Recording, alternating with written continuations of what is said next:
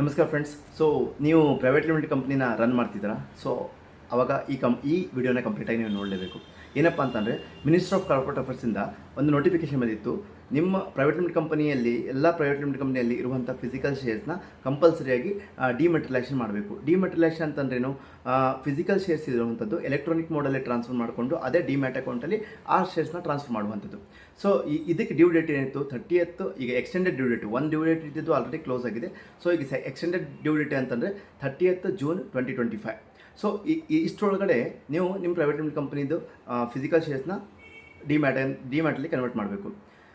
ಇದಕ್ಕೇನಾಗುತ್ತೆ, ಈಗ ನೀವು ಅದು ಮಾಡಬೇಕಂತಂದರೆ ಫಸ್ಟ್ ISINಗೆ ಅಪ್ಲೈ ಮಾಡಬೇಕು. ISIN ಅಪ್ಲೈ ಮಾಡಿದ್ಮೇಲೆ ಕಡಿಮೆ ಅಂದರೂ ನಿಮಗೆ 1.5 month ಕಂಪ್ಲೀಟಾಗಿ ಹೋಗುತ್ತದೆ. ಅದಾದ ತಕ್ಷಣ 15 to 20 days ನಿಮಗೆ ಡಿಮ್ಯಾಟ್ ಲಿಂಕ್ ಮಾಡಲಿಕ್ಕೆ ಆಗ್ತದೆ. ಸೊ ಅದಕ್ಕಾಗಿ ಇದೇ ರೈಟ್ ಟೈಮು ಆ ಆ್ಯಕ್ಷನ್ ತೊಗೊಲಿಕ್ಕೆ.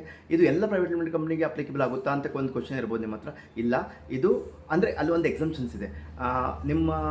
ನಿಮ್ಮ ಪ್ರೈವೇಟ್ ಲಿಮಿಟೆಡ್ ಕಂಪ್ನಿ ಅಕಸ್ಮಾತ್ ಸ್ಮಾಲ್ ಪ್ರೈವೇಟ್ ಲಿಮಿಟೆಡ್ ಕಂಪ್ನಿ ಅಂತ ಡೆಫಿನೇಷನಲ್ಲಿ ಫಿಟ್ ಆದರೆ, ಅಂದರೆ ನಿಮ್ಮ ಟರ್ನ್ ಓವರು 40 crores ಕಡಿಮೆ ಇದ್ದು ನಿಮ್ಮ ಪೇಡ್ ಅಪ್ ಕ್ಯಾಪಿಟಲು 4 crores ಕಡಿಮೆ ಇತ್ತಂತಂದರೆ ಈ ಪ್ರೊವಿಷನ್ ನಿಮಗೆ ಅಪ್ಲಿಕೇಬಲ್ ಆಗೋದಿಲ್ಲ, ಈ ನೋಟಿಫಿಕೇಶನ್ ನಿಮಗೆ ಅಪ್ಲಿಕೇಬಲ್ ಆಗೋದಿಲ್ಲ. ಇದನ್ನು ಹೊರತುಪಡಿಸಿ ಯಾವುದೇ ಪ್ರೈವೇಟ್ ಲಿಮಿಟೆಡ್ ಇರಲಿ ಎಲ್ಲರೂ ಕೂಡ ಇದು ಕಂಪಲ್ಸರಿ ಮಾಡಲೇಬೇಕಾಗಿರುವಂಥದ್ದು. ಅದರ ಜೊತೆಗೆ ಹೋಲ್ಡಿಂಗ್ ಆ್ಯಂಡ್ ಸಬ್ಸಿಡರಿ ಕಂಪ್ನಿ ಇತ್ತಂತಂದರೆ ಇರ್ರೆಸ್ಪೆಕ್ಟ್ ಆಫ್ ದ ಟರ್ನ್ ಓವರ್ ಮತ್ತು ಪೇಡ್ ಅಪ್ ಕ್ಯಾಪಿಟಲ್ ಇದು ಅಪ್ಲಿಕೇಬಲ್ ಆಗ್ತದೆ. Section 8 ಕಂಪ್ನಿ ಇದು ಅಪ್ಲಿಕೇಬಲ್ ಆಗ್ತದೆ. 30th June 2025 is the last date, due date. ಇಷ್ಟರೊಳಗಡೆ ನೀವು ಅಕಸ್ಮಾತ್ ಅದನ್ನ ಕಂಪ್ಲೈ ಮಾಡಲಿಲ್ಲ ಅಂತಂದರೆ Section 450 ನಿಮಗೆ ಪೆನಾಲ್ಟೀಸ್ ಪ್ರೊವಿಷನ್ಸ್ ಟ್ರಿಗರ್ ಆಗ್ತದೆ. ಸೊ ಅದಕ್ಕಾಗಿ ವೇಟ್ ಮಾಡೋಕ್ಕೆ ಹೋಗಬೇಡಿ, ಆದಷ್ಟು ಬೇಗ ಇದನ್ನ ಆ್ಯಕ್ಷನ್ ಪ್ಲ್ಯಾನ್ಸ್ ಮಾಡ್ಕೊಳ್ಳಿ.